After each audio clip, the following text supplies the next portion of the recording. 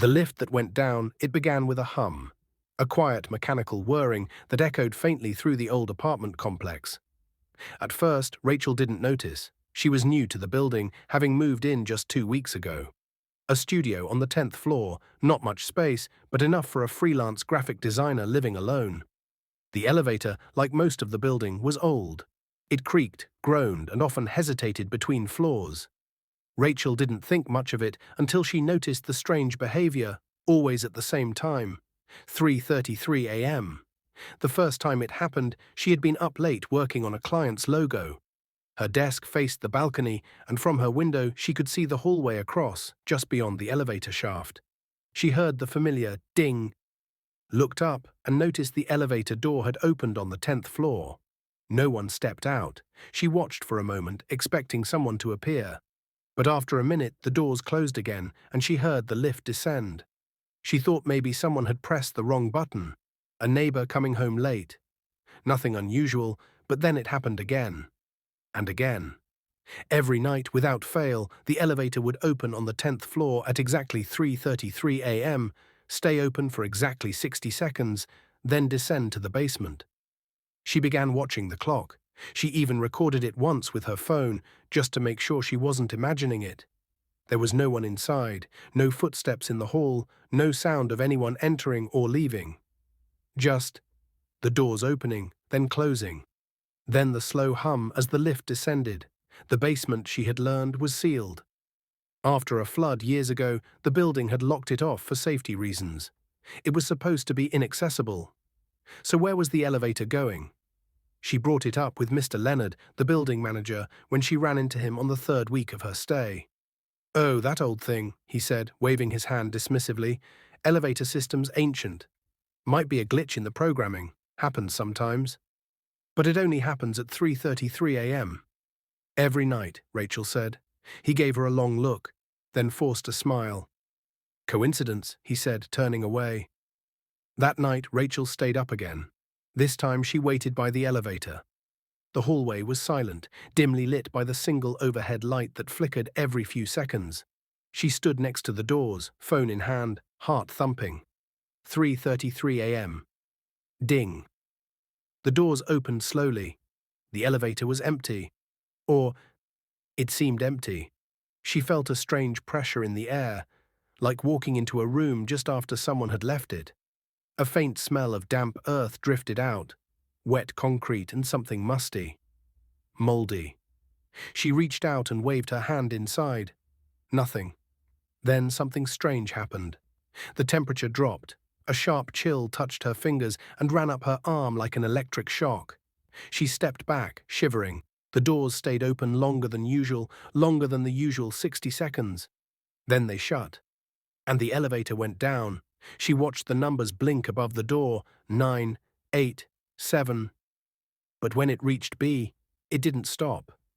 It kept going. The light above the door blinked twice, then went blank. Rachel stood frozen. The next morning, she visited the building's front office. The security guard, an older man named Ellis, was half asleep in the chair. "Do you have access to the security camera footage?" she asked. Ellis rubbed his eyes. "Why?" "I want to see the elevator footage from last night." He frowned. "You know something weird?" She nodded. "Something like that." He pulled up the video on his old computer. Grainy black and white footage played on the screen.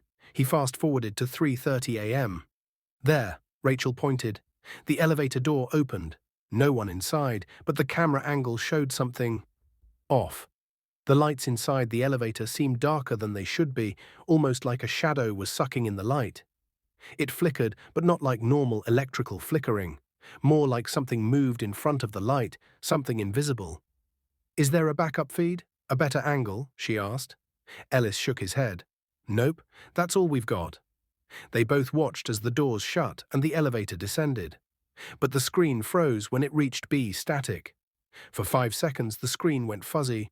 Then it returned. The elevator was back at the ground floor, empty. "You see that a lot?" she asked him. Ellis hesitated. "Number, but I've heard things." "Like what?" He leaned in, voice low. "Back in the 80s, a girl disappeared from the building. college student, lived on the 10th floor, just like you. Rachel felt her stomach drop. She was seen getting into the elevator around 3:30 a.m. Never came out. They searched the whole building, nothing. Then they sealed off the basement, said it was flooded. But some folks think something else happened down there. Like what? He looked her dead in the eyes. Like something lives there now. Rachel left the office with her heart pounding. That night she locked her apartment door, pushed her desk in front of it, and tried to sleep. But she couldn't. 3:33 a.m. came. She heard the ding. She covered her ears. The next morning she made a decision. She was going down. She brought a flashlight, her phone, and a screwdriver. The elevator didn't have a basement button, but she had seen old diagrams of the panel system online. Sometimes maintenance buttons were hidden beneath the emergency stop. At exactly 3:32 a.m., she stepped into the elevator and pried open the panel. Beneath the emergency stop was a small rusted button labeled B. She waited. 3:33. The door opened. No one was outside. The hallway was silent. She took a breath and pressed the button. The elevator groaned. The doors shut, and it began to descend. 9, 8, 7. She held her breath. 2, 1. G, then B. The elevator shook slightly as it stopped. The doors creaked open. It was dark, colder than any place she had ever been. The flashlight flickered as she stepped out. The air smelled of rot and mildew. The walls were covered in peeling paint, and water dripped from somewhere far off. She walked forward. Footsteps echoed behind her. She spun around. Nothing. Her flashlight flickered again. Then she heard it. A whisper. Faint, like someone speaking right into her ear. "Help me." She froze. It sounded like a girl. Another whisper came. "He's here." Rachel turned to run, but the elevator doors had shut behind her. She banged on them, slammed the button. Nothing. More whispers. Then footsteps. She backed away, deeper into the darkness. And then she saw it. A figure in the distance, barely visible. Tall, hunched, its head tilted unnaturally to the side.